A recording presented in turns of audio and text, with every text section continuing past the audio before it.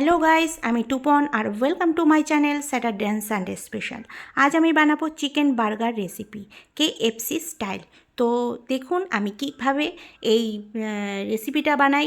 তো দেখতে থাকুন স্কিপ না করে। প্রথমেই আমি কি করেছি, আমি বাজার থেকে বান কিনে এনেছি। তো এই বানগুলোকে আমি কি করেছি, প্রথমেই কাট করে নিয়েছি, দেখুন এইভাবে। তো এগুলোকে আমি বাটার দিয়ে সেঁকে নিয়েছি। আর আমি এই চিকেন প্যাটিসগুলো তৈরি করে নিয়েছি। আর এই চিকেন প্যাটিস তো আমি আগেই আমার রেসিপিতে দিয়ে দিয়েছি, আপনারা নিশ্চয়ই দেখেছেন। তো আমি আর নতুন করে এটা দেখালাম না, একবারেই রেডি করে নিয়ে আসলাম। আর আমি এবার একটা সস রেডি করব।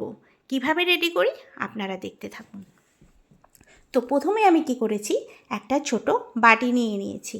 আর এর মধ্যে আমি কি করলাম, টমেটো সস দিলাম মোটামুটি 2 থেকে 3 চামচের মতো।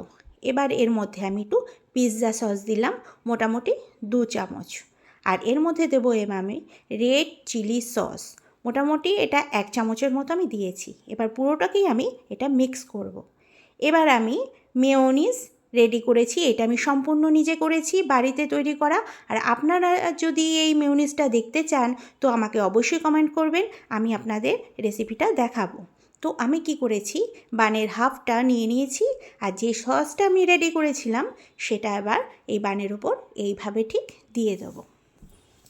আর এটা বাচ্চাদের দিলে একদম হাসি মুখে খাবে। তো ওই প্যাটিসটা এর ওপরে আমি দিয়ে দিলাম। আর আমি কি করলাম, মেয়োনিজটা এর মধ্যে আমি দেব। তো এর মধ্যে লাগিয়ে দিলাম আর একটু স্প্রেড করে নিলাম। এবার কি করলাম, আমি এর ওপরে দেব শসা আর পেঁয়াজ। আমার কাছে টমেটো ছিল না, তাই আমি দিইনি। আর এর মধ্যে লেটুস পাতাও আপনারা দিতে পারেন, তো আমার কাছে ছিল না বলে আমি দিইনি। এর ওপরে একটু গোলমরিচ ছড়িয়ে দেবো। আর এর ওপরে আপনারা চিজও দিতে পারেন। তো আমি এগুলো কিছু দিইনি, আমি সাধারণভাবেই তৈরি করেছি। এর ওপরে আরেকটা আমি চিকেন প্যাটিস দিয়ে দিলাম। আর যে সসটা ছিল সেই সসটাও আমি এর ওপরে দিয়ে দিলাম। এবার কি করব, এই যে আরেকটা যে বার্গার ছিল হাফ, সেটার ওপরে আমি একটু মেয়োনিজ মাখালাম আর একটু সস দিলাম আর এর ওপরে চাপিয়ে দিলাম। দেখুন এইভাবে করে এর ওপরে এবার আমি চাপিয়ে দেবো। আমার বার্গার রেডি, একদম সিম্পল বার্গার। তো আপনারা করে খেতেই পারবেন। আর কেমন হয়েছে আমাকে নিশ্চয়ই জানাবেন।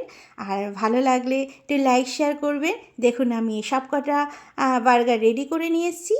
আর আমাকে একটু লাইক কমেন্ট করবেন। আর একটু ভালো লাগলে আমাকে কিন্তু সাবস্ক্রাইব করতে ভুলবেন না। আমি আরও ভালো ভালো রান্না আপনাদের সামনে নিয়ে আসবো।